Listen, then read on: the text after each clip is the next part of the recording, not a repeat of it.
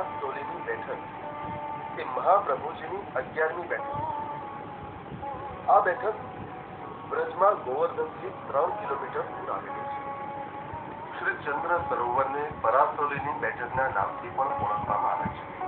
પરાસતોલી પરમ રાસસ્થલી નામનો અપભ્રંશ છે. અહીં સારસ્વત કલ્પમાં 6 મહિનાની અખંડ રાત્રિ બનાવી પ્રભુએ ગોપીજનો સાથે મહારાજ કર્યો હતો. તે સમયે 6 માસ સુધી આકાશમાં રહેલા પૂર્ણચંદ્રના કિરણો અહીંના સરોવરો પર પડવાથી આ સરોવરનું નામ ચંદ્ર સરોવર પડ્યું. માટે આ સ્થાન સારસ્વત કલ્પનું આદિ વૃંદાવન છે.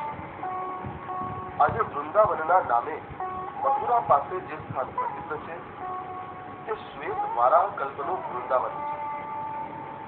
અહીં ચંદ્ર સરોવરના કિનારે છોકરના વૃક્ષ નીચે બિરાજીને શ્રી મહાપ્રભુજીએ શ્રીમદ ભાગવત સપ્તાહ કરી. શ્રી મહાપ્રભુજી અહીં બિરાજતા હતા ત્યારે એક વૈષ્ણવે આવીને વિનંતી કરી, મહારાજ, ગિરિરાજજીના આદિદૈવિક સ્વરૂપના સાક્ષાત દર્શન કેવી રીતે થાય? ત્યારે આપશે આજ્ઞા કરી, એક જ દિવસમાં રસ્તામાં કશે રોકાયા વિના સતત ચાલતા રહીને જો ગિરિરાજજીની દિલતા અને પ્રેમપૂર્વક 3 પરિક્રમા કરવામાં આવે તો શ્રી ગિરિરાજજીના આદિદૈવિક સ્વરૂપના સાક્ષાત દર્શન થાય. ત્યારે આપશ્રીની આજ્ઞા મુજબ 3 પરિક્રમાનો પ્રારંભ કર્યો.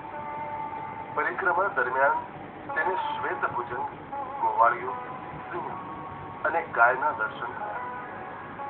પરંતુ શ્રી ગિરિરાજજીના સાક્ષાત દર્શન થયા નહીં. ત્યારે શ્રી મહાપ્રભુજીએ તેને સમજાવ્યું કે બધા જ શ્રી ગિરિરાજજીના સ્વરૂપો હતા, પણ તેનો અધિકાર ન હોવાથી તે સ્થૂળ રૂપે દેખાયા હતા. શ્રી ગુસાઈજીએ સુરદાસજીને પુષ્ટિ માર્ગીય 8 કવિઓમાં સર્વોત્તમ કવિ માન્યા છે. આ ચંદ્ર સરોવર પર શ્રી મહાપ્રભુજીના બેઠકની પાસે સુરકુટીર આવેલી છે. સુરકુટીરમાં સુરદાસજી સારો એવો સમય રહ્યા હતા. સુરદાસજીએ ગુસાઈજીના ચરણ પર માથું ટેકવી ગાયું હતું, દ્રઢકીના ચરણન ઘેરો ભરોસો, દ્રઢકીના ચરણન ઘેરો ભરોસો. અહીં બિરાજતા શ્રી મહાપ્રભુજીને દંડવત પ્રણામ કરી. ચંદ્ર સરોવર પર શ્રી મહાપ્રભુજીના બેઠકજીની પાસે આવેલા આ શ્રી ગુસાઈજીના વિપ્રયોગના બેઠકજી છે. અહીં શ્રી ગુસાઈજીએ 9 વિજ્ઞપ્તિ વાળા ગ્રંથની રચના કરી હતી. આપણે એમને સદૈન્ય દંડવત કરીએ. શ્રી ગોકુલનાથજીના આ બેઠકજીને આપણે દંડવત પ્રણામ કરીએ અને જાહેર ચરણ સ્પર્શનો અલૌકિક લાભો લઈએ.